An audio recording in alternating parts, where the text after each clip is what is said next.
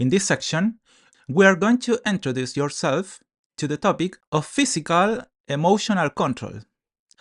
So far, what we have achieved is to help you define your emotions and control them, to the psychic antidotes that you developed to deal with the obsessive thoughts that overwhelm you.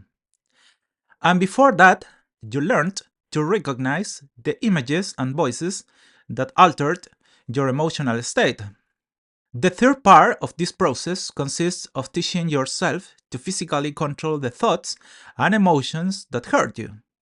Because it is true, the thought arises, it provokes an emotion that hurts you, but that has effects on a physical level on your body.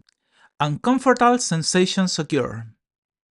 Many of the diseases that a person may develop over the years have their origin in a psychic cause. If you are constantly exposed to situations, thoughts, and emotions that alter your balance, this will undoubtedly have consequences on your bodily well being.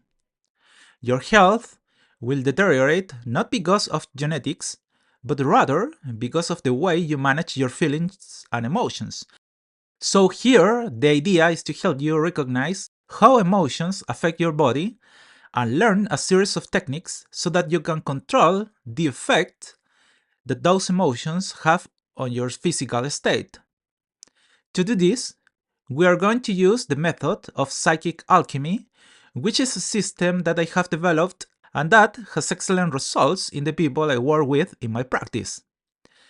I'm not going to delve too deeply into the topic, because psychic alchemy would be enough for another program. But with what you learn here, you will be able to control what emotions do to your body and eventually improve your health. Now, what is psychic alchemy?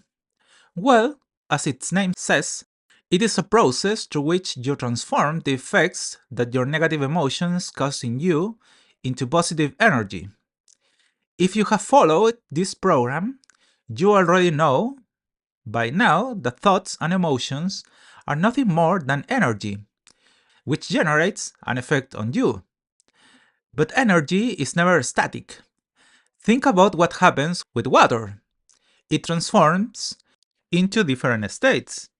Depending on the conditions, it can go from a solid state to a liquid state, and from there to a gaseous state. It is the same chemical compound, but its physical expression changes, we will call it. It always remains H2O, water.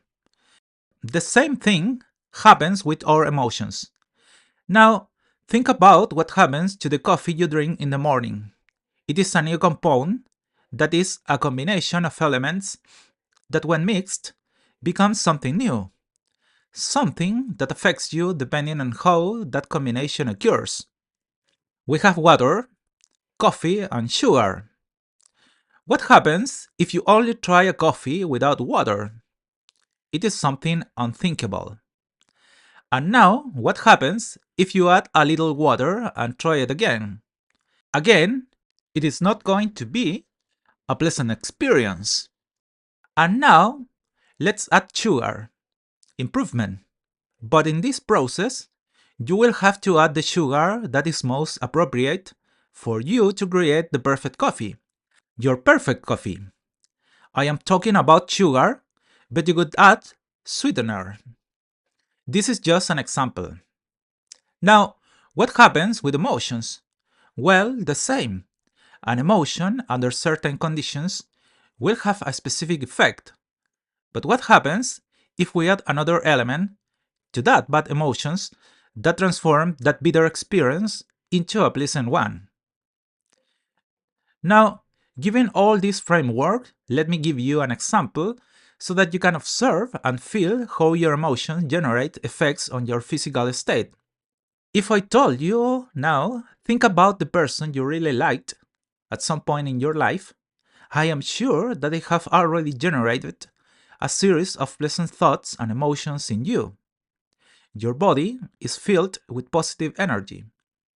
Energy of love, pleasure, desire, among other things. Energy that you feel in certain areas of your body, such as the chest, where your heart is located. But what if I told you to think about the time when someone abandoned you? The same thing will happen, right? You are going to feel not very pleasant sensations in your body, which are going to subject you to a state of physical pain. I'm even sure that at this point, your breathing is going to be somewhat altered. Do you notice that I accomplished this just by inducing a specific thoughts in you?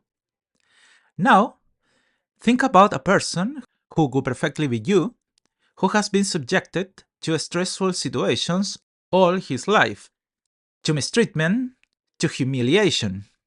And furthermore, he spends a large part of his day thinking about those situations that cause him physical discomfort. It is logical to assume that as the years go by, those thoughts, those emotions, will have an impact on your physical state. The heart will be affected if it is under constant pressure from an emotional point of view. That is why it is so important to learn to control our thoughts and emotions, and above all, the effect they have on our body, which is why I'm going to teach you in this section to psychic alchemy. To do this, here we are going to follow the following path. You will learn to recognize what psychic energy does with your body. You are going to learn to visualize your psychic energy. You will develop bodily perception of your psychic energy. And once we have done this, I am going to teach you a series of techniques to psychic alchemy exercises so that you can generate psychic energy, conduct your psychic energy, and transform your psychic energy. And at the end, and with everything you have learned here, we are going to do a dynamic so that you can heal from a wounded heart, where you will put into a practice everything you have developed in this part of the program. So, given these guidelines, now let's move on to the first part of this module, which is to help you to see what psychic energy does to your body.